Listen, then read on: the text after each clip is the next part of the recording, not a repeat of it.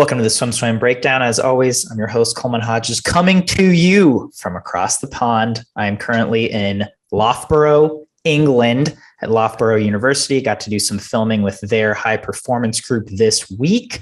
Got an update on the Adam Peaty situation. That is that he was not at the pool. He's been in the gym, but he's not swimming right now. He's in a boot. Talked to his coach, Mel Marshall, going to do some filming with her when we go to Barcelona tomorrow for the Mare Nostrum stop there. So stay tuned. Joining us today, SwimSwam editor-in-chief, Braden Keith from Philadelphia, You can call me Pennsylvania. the editor-in-chief. I like that. Editor-in-Keith and SwimSwam senior international reporter, Loretta Race. I can't talk today. I'm sorry. This jet lag is real. Loretta is at French 75 Boutique in Kentucky. Let's talk about swimming. There was a lot of good stuff this week, highlighted by the Australian trials, Australian Championships, World Championship trials. Ariarne Titmus broke Katie Ledecky's world record. There it is, 3:56.40. I certainly didn't see this coming. What was you guys' instant reaction to this world record? Well, my instant reaction was how Loretta was last week telling me that she thought Mare Nostrum was going to be the better meet and that our Australian trials were going to be kind of a bust. All right. I admit it. I said that. Moving on. So, it's a huge swim. I didn't expect that. She said post-race that she was rested for. We don't know if rested means full tapered. Whatever it means, a world record is a world record.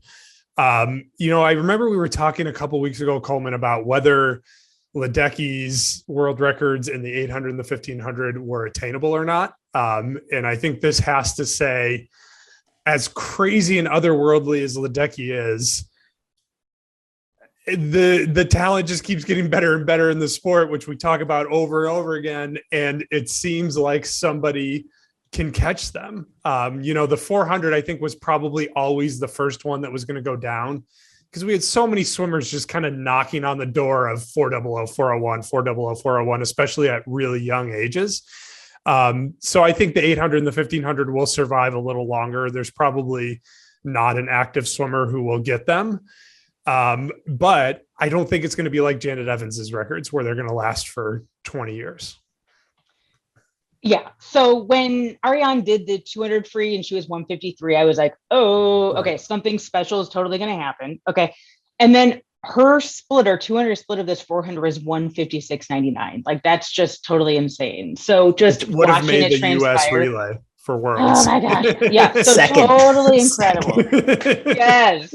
So totally incredible. But I do agree with Braden that the 800 and 1500 are farther out of reach. Like, I looked at some of the times that people have been putting up recently, and like China's Wang Jianjia, he has been 8:14.64 in 2019. That's way off the 8:04.79 world record.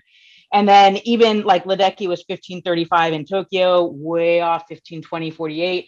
So, whereas Titmus was knocking on the door, like you said, she was 3:56.69, 3:56.90. So I think the 400 is kind of its own animal. And then the 800 and 1500 is like, it's going to be a while, people. Every time I hear that 804, I'm just kind of like, that can't be right. And I have to go check it because I want to believe that it's wrong because it's such a video game time. It's really interesting that it seems like in the past few years, honestly, right, since Ariarne beat Ledecky at those 2019 World Champs in the 400, it seems like Ledecky's kind of leaning more towards the focus on the 800, 1500, right? Whereas Ariarne is kind of that strict middle distance of the 248, doesn't really ever swim the 1500. Right. I'm really interested to see what Ledecky can throw down in those distance events after a year at Florida.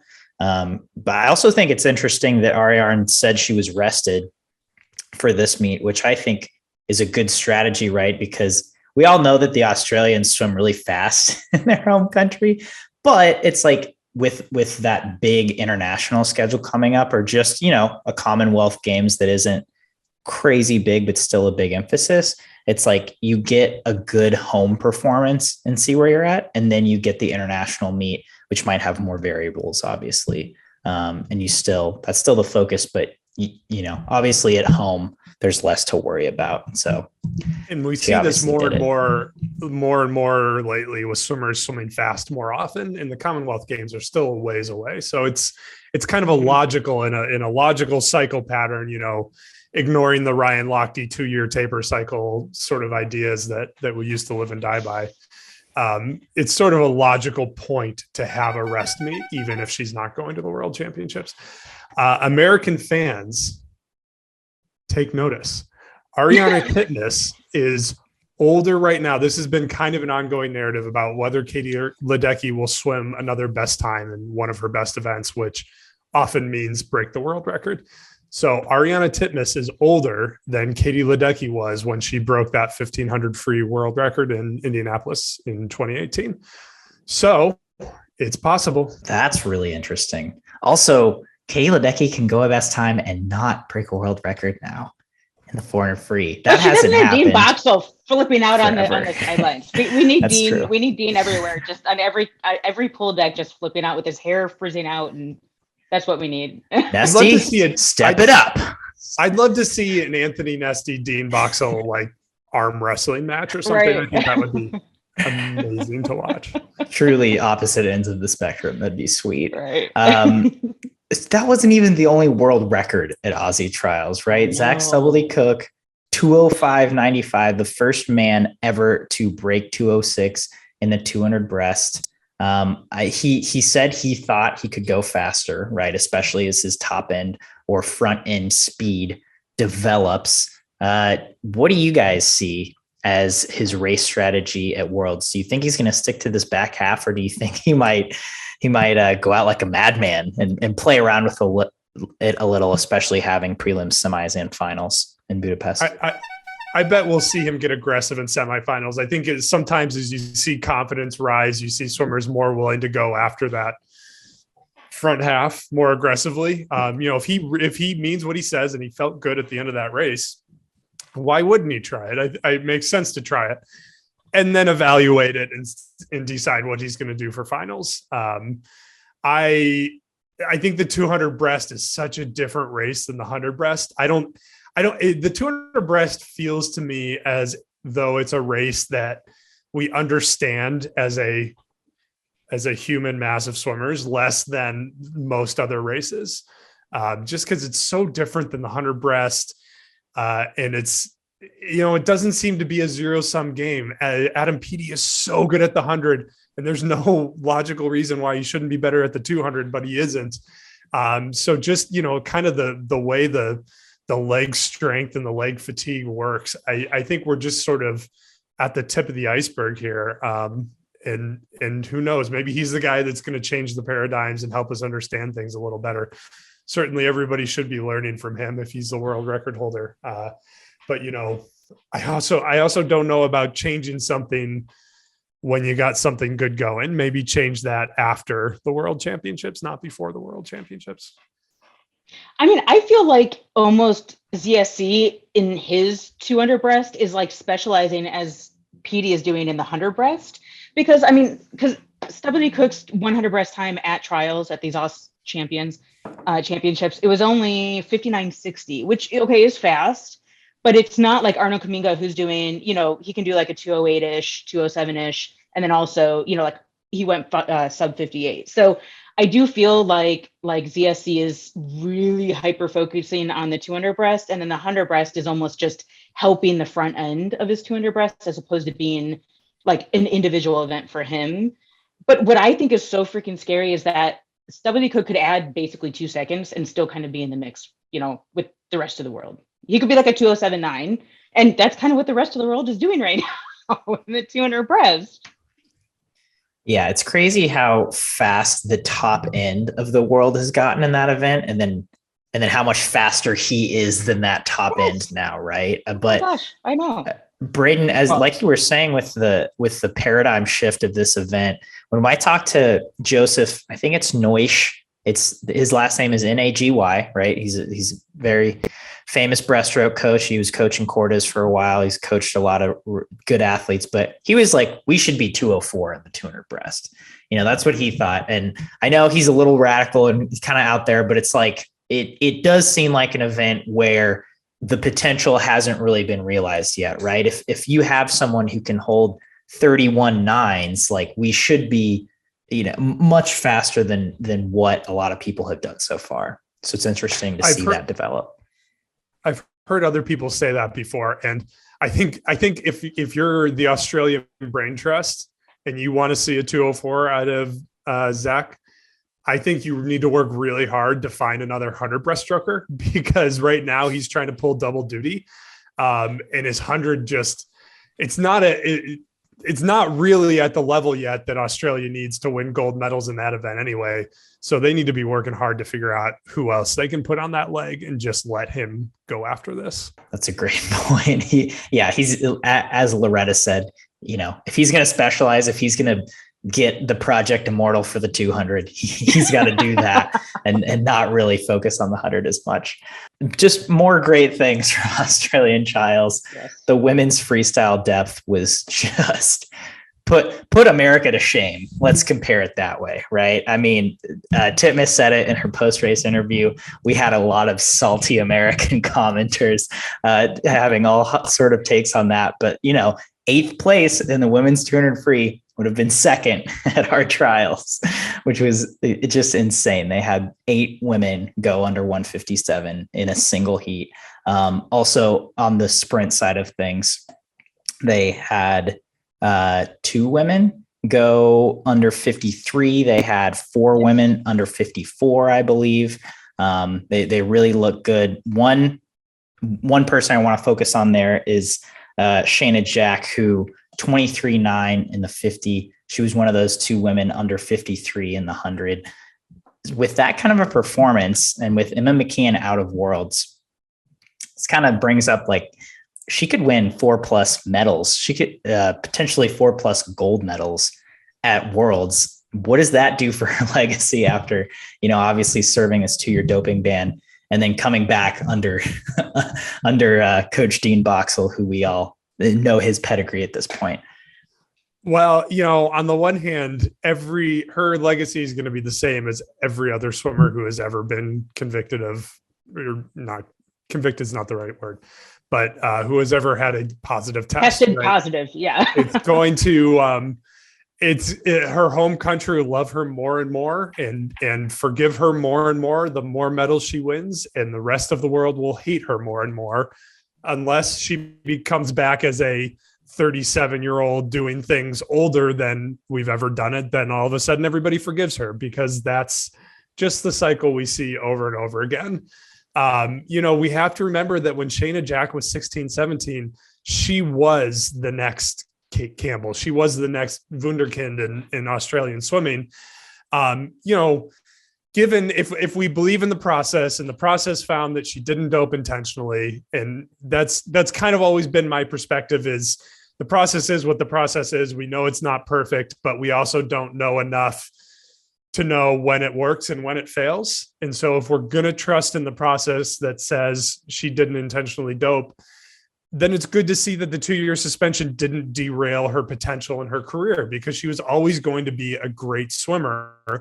And as a fan, you hate to see a great swimmer's career derailed by something like that. But it's the legacy question is just such a complicated question, because it 100% depends on your perspective. And again, it reiterates that international sport is about nationalism. It's about rooting for my country over your country, tribalism, all these things that we like to pretend that it's not about. It is what it's always about. And if she comes back and wins a bunch of gold medals in Paris, she will be a cult hero in swimming Australia forever. Kind of like maybe a Rick DeMont is here. People still, love Rick DeMont is everybody's favorite swimmer because he got screwed by doping protocols at the Olympics, right? It's not because he was a great swimmer. It's because he got screwed. People almost like him better for it. Well, I mean, Shayna's original ban was 4 years. It got reduced to 2 years. So like you said, there was some culpability like lifted from her. And she paid her dues. She served her ban, and she hasn't tested positive since. I mean, and she's obviously in the doping, protocol. So and tested twice as often now. Yeah, she's a legit swimmer just like everybody else. So I feel like you have to, like you said, respect the system and understand that she's back in the pool and she's back to racing, and you got to just keep up with her. Good luck. Yeah. So yeah, I'm excited to see the rest of the world's attempt at that, at keeping up with Shayna. Certainly the Americans. It's going to be tight competition in Budapest. And the last narrative that I'd like to focus on from Aussie Trials, for once, SwimSwam is not the bad guy. I love it. It is not ours or our commenters' fault that someone is mad at the media. The Australian media took it to a whole nother level. They focus on Kyle Chalmers' past and now Cody Simpson's present relationship with Emma McKeown as a narrative of why Kyle Chalmers perhaps took a spot on the world's team and took that spot away from Cody Simpson. But you can read all about that. My question is, Cody made his first senior international team. Huge props to him. He was third in the 100 fly, 51.7. He is now going to Commonwealth Games for Australia. What do you think his ceiling is there? Especially because we've just seen this huge ascent for him in the last 2 years. No, we're talking about the drama, Coleman. We're not going to glaze over the drama. I love this drama. To me, this is one of those things that swimming struggles with so much as a sport and keeps us from developing, is that people get mad over this. They don't embrace the entertainment value. It's just like this podcast. And some swimmers get mad about what we say on this podcast. And instead of embracing the entertainment value of sport, like, people don't love sport as much as we like to lie about it. People don't love sport because it teaches our children values and gives us role models to look up to. It's entertainment. It is what it is. It's entertainment. Call it what it is. And I think this whole thing is entertaining. This whole Kyle just is going to Worlds despite Cody Simpson thing, if it's true or not, almost doesn't matter for its entertainment value. Either way is sort of entertaining in its own special manner. So I love that part of it. I love Cody, and I would think of all people, Cody Simpson would understand that part of it, and Kyle should too. He's a pretty high profile guy in Australia. But I think it's great that Cody made the Commonwealth Games team. I almost think it's better that he's taking that intermediate step so that people don't look around and say, oh, look how easy that was. He was a pop star 2 years ago, and now he's on the Australian World Championship team, which everybody will conflate with the Australian Olympic team. I think this drama sort of refocused on how good Kyle Chalmers is, how hard it is to crack on the team. So I think there's a lot of good that comes out of this. It'll be good experience for Cody, and he's going to have a lot more opportunities to make world's teams between now and the Olympics, because we're having about 17 world championships in the next 2 years. So it's a little lower pressure maybe at the Commonwealth Games. He'll be competing against a set of countries with much more pro Cody Simpson fan bases too, which is great for him. He's probably much bigger in the UK than he is in Budapest. So I think this couldn't have played out any better for the sport of swimming, for Swimming Australia, or for either of those guys. I loved how after his race, Chalmers basically said, like, to the Australian media, he's like, don't paint me as the villain. Cody was third. So he really had every right to go ahead and clinch that spot. So I do feel like, when you look at just the swimming basics of it, it's the top two. It's not the top three for world. So he didn't steal anybody's spot. He earned it. And yeah, people can change their minds about what meet they're going to go to and what meet they're not going to go to. I do think it was interesting, and whether it was a mental health break, as you said, but he didn't go to the team announcement. This is Chalmers, didn't go to the official Australian team announcement. So was that some kind of dig at the media? Was it some kind of dig at Swimming Australia? Who knows? But that's kind of extra drama that we love to read about. It reminds me a little bit of the American system of intentionally scratching races at college dual meets to keep the score competitive. Like, that's not sports. Sports is Kyle Chalmers finished second, so it's his spot. Let him have his spot. Don't make him the bad guy. We all love Cody. We all want to see Cody do well, but we also love Kyle. We want to see Kyle do well. They've got to settle it in the pool. It's not our job to settle it by arguing over what Kyle should have done. It's Cody's job to go out and beat Kyle, and he knows that. Cody knows that. I think those two guys, I don't know if they're going to get in the same room because we don't know what their relationship is really like, but I think both of them in their hearts know and understand the situation. I don't think either holds bad feelings about it. And you could see how excited Cody was just to make a team, right? World champs, Commonwealth, whatever. Tattooed. That's a thing, right? Could be, could not be. So Australian trials, great meet. We also had the first stop of the Mare Nostrum tour this weekend in Monaco. We had a few highlights there. Speaking of drama on this very podcast, Braden, you had predicted one thing and another thing happened. What did you think of that drama? Good for Bruno. So this is in reference to, I said I didn't think that Bruno was going to get back down to 21-4 at the World Championships, which still hasn't happened, but he did go 21-4 at Mare Nostrum. So, he's clearly still got a 21-4 in him. I would love to see another 21-4 at the World Championships, because the more 21-4s we get, the better, the more exciting the race is. So go Bruno. I was going to say my main takeaway from the 50s, because also it wasn't just Bruno. It was also Tom de Boer also almost beat his Dutch record. He's 30 years old. We saw Santos from Brazil put up another awesome time in the 50 fly. Okay. 22.8 at, what is he? 52, whatever he is. So but that's awesome. 70 years old. Yeah. Because to me, it means that the 50s should be added to the Olympics, because it means that it could prolong these people's careers that much longer, that they're throwing down these awesome times that are world-class, Olympic medal worthy, yet they cannot swim the 50 fly at the Olympics. Well, but who does that benefit? Obviously it benefits the old guys, but does that benefit the sport? It benefits fans. Fans want to see fast racing. There's nothing faster than a 50. I continue to be fascinated by how much fans prefer, I don't want to say old guys, because a lot of them are still younger than some of us on this podcast, but people just really love older swimmers doing well. And I think it's so fascinating. They're more relatable to the common folk who are over 30. Yeah, I relate to Nick Santos a ton. I mean, just look at his abs and exactly. So aside from old people sprinting down the pool for one lap, Braden, what was your favorite part of the Mare Nostrum tour in Monaco?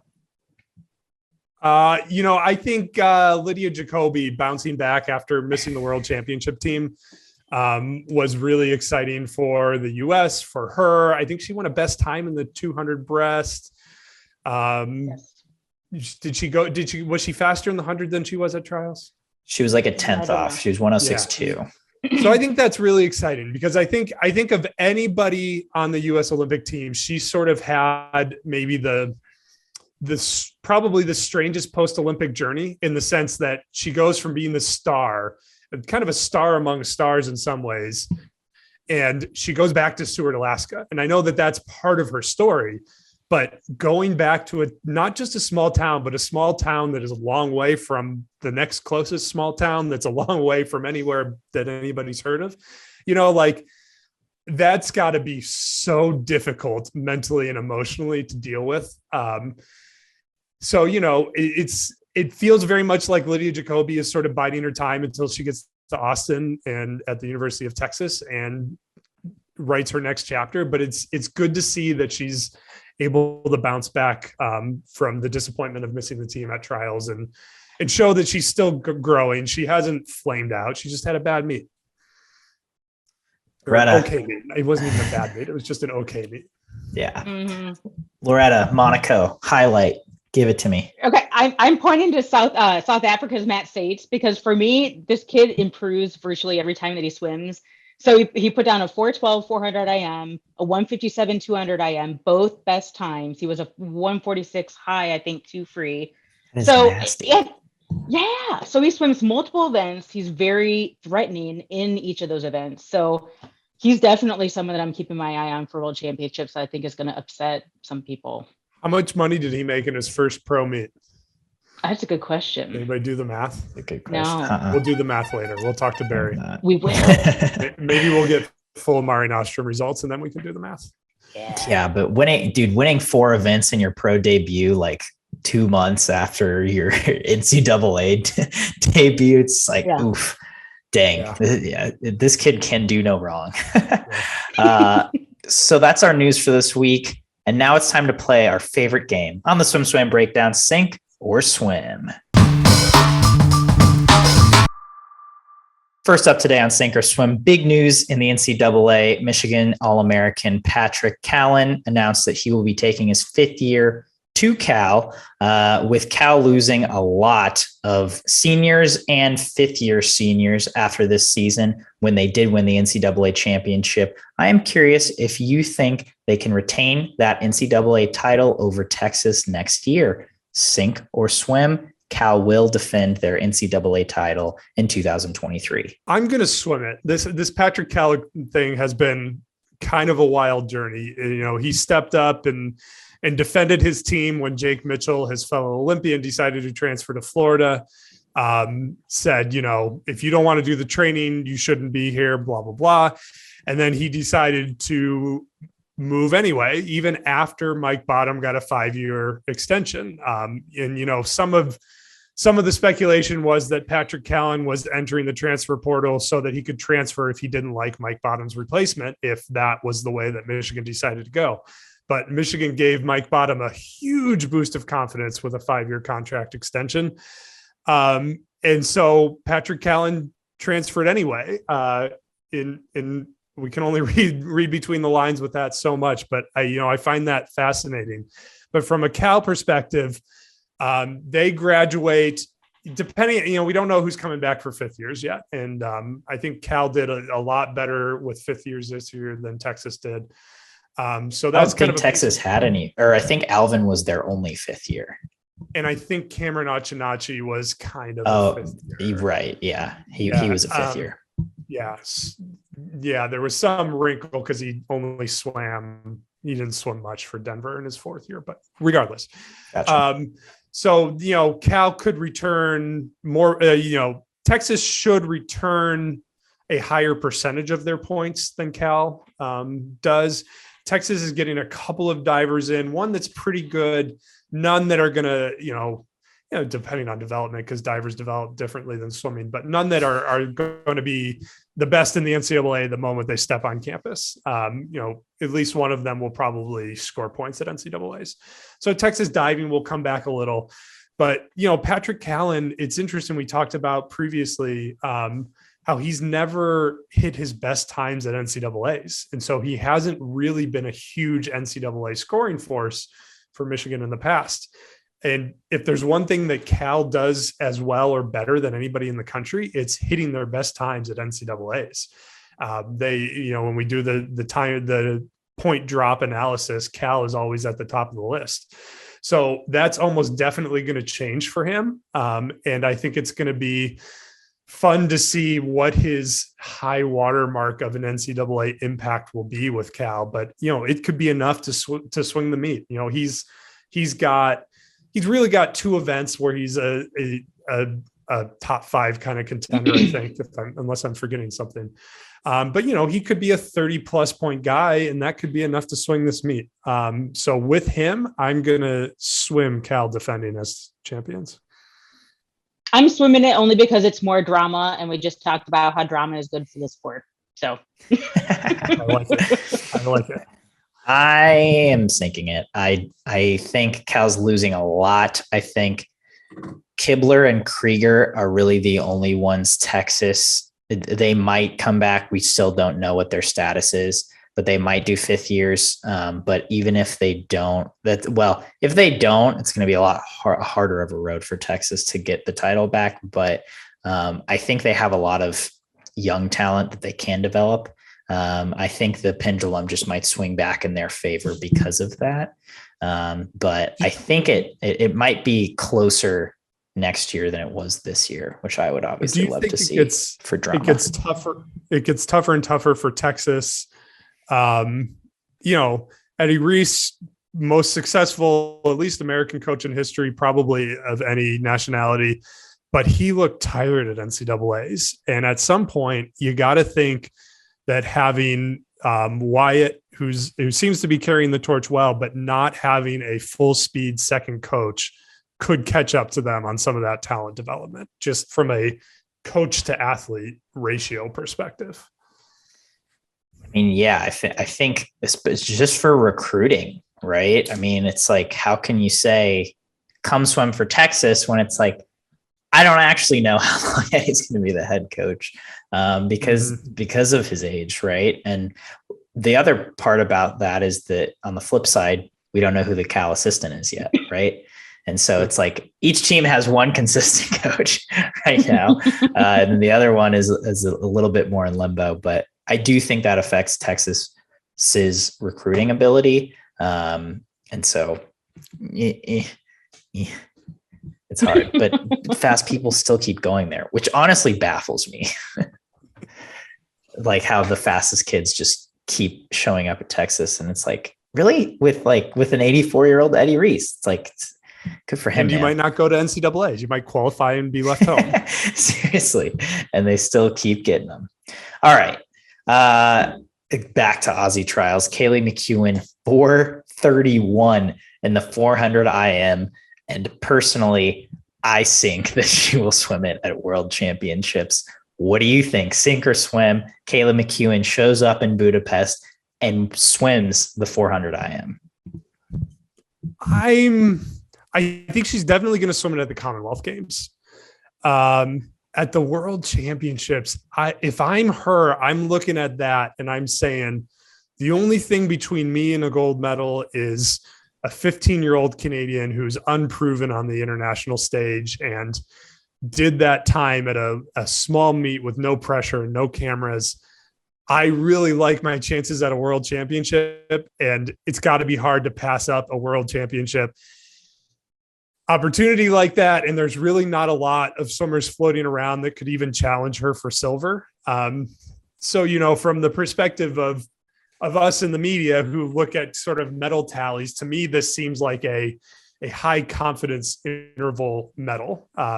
Swimmers obviously have their own criteria for choosing races. So she's going to choose based on how she's probably going to choose based on how she's feeling when she gets there, when she starts swimming. If she feels good, maybe she'll go for it. I think she'll do it, because why? If not now, then when? I'm swimming it that she's gonna race it at World Championships. I said on our previous podcast that this is almost like a freebie World Championships because it's inserted. So it's kind of like, what? Why not? Totally go for it. I would. She's 4:31. I thought it was funny. The Australian media was like, fastest time in the world. I'm like, there was a 4:29 by a 15-year-old that was kind of left off your list there. So, but nevertheless, it was still a phenomenal swim, and I think she's going to swim it in Budapest. And she's got a little more experience under her belt now than we sometimes see her and other swimmers like her who are so good, so young, are kind of, their coaches take it easy at their first meet. They're a little careful about what races they do, not wanting to overextend them. But now she's a little older. She's got some confidence behind her. She does the guns after the race. So she's got that going for her. Awesome. She has a new coach now. So maybe Boldy has a different philosophy on it as well. But I think it's at the end of the meet, which another reason why it's like, dude, why not? I don't know if it conflicts with anything, with any of the backstrokes, but I want to see it, but I don't think it's going to happen. I hope I'm wrong. In Loughborough, where I am at this very moment, is also Catie DeLoof, previously of Michigan, previously of Team Elite, of the Tokyo Frog Kings, previously at Virginia postgrad. She's now in Loughborough. She followed her boyfriend, Felix Aubach, here, and she has made it clear that she intends to go to the 2024 Olympic trials and hopefully to the Paris Olympics here in Loughborough. Do you think that we'll see her qualify for an international team for the U.S. between now and those 2024 Olympic trials? I'm swimming that, absolutely. Loughborough has been hot, and they haven't done it with an American yet, so we don't know. That's a little bit of a different cultural kind of swing, but they've done it with swimmers who have come from the American collegiate system. But lots of swimmers have been doing this since Rio, and it's been working out really well. Whatever kind of scheme they've built there, they've got lots of different groups, and Coleman's videos are going to get into all of that, I'm sure. But there's no reason to count against them at this point. And frankly, for that matter, who is standing in her way? I think she would have made the team this year if she had raced. I think she'll make the team next year if she races. She doesn't have to go best times with where the U.S. is right now in the 100 free, especially. She doesn't have to go best times to make the team. And with that, the momentum of that training group, there's no reason to believe she can't get close enough to her best times to make the team. So I absolutely think she will. I will swim this more adamantly than I've swum anything else in this podcast. I'm swimming it only because sometimes it's great to have a good hard reset and just a change of scenery, a change of environment, change of coaches. It reinvigorates you. So I feel like Braden said she would have made the team already, but I feel like it's only going to just, again, being with their boyfriend is going to just fuel, like kind of just reignite that spark in her. So I really think it's a positive move all around. So swimming it. I'm swimming it as well. I'll jump on the bandwagon. I've seen what they're doing in training the last couple of days. It's been kind of cool how Loughborough seems to be much more of a professional training environment. They have a £1 million camera setup. That's money, not weight. I got confused by that one. Essentially $1 million+ camera setup. Things are very technical. And the training groups are small, right? So she's getting a lot more individual attention than she probably would have in a pro group at any college in the United States. And so it bodes well for that person, for that athlete who is transitioning into their professional career. So I'm swimming it as well. I think we'll see her have success here. And last but not least, speaking of Olympic trials, those cuts for the 2024 Olympic trials in Indianapolis were just released. The question is, do you think that the cuts are way too fast, just as fast as they need to be, or way too soft? Let's cut them even more. I think they're about right. The goal for 2020, which became 2021, was 1,200 to 1,400 swimmers. We wound up with, I want to say something like 700 or 750 at the Wave 2 meet. And I got to say, it was nice. It allowed the event to be more than just swim meet, swim meet, swim meet, swim meet. It allowed the prelim sessions to be short enough that you could do other things in Omaha besides just swim meet, swim meet, swim meet. The prelim sessions had a much better pacing to them, while still providing some excitement about who was going to get in, who wasn't going to get in. So I think these standards will probably put them at about 1,200. I'm a little nervous that if the goal is to fill 30,000 plus seats in Indianapolis, the sort of, I hate to call it the cheater's way, but the cheater's way to do that is to put another 1,000 swimmers in the meet. And if those people each bring 3 friends or family with them, that's another 3,000 spectators.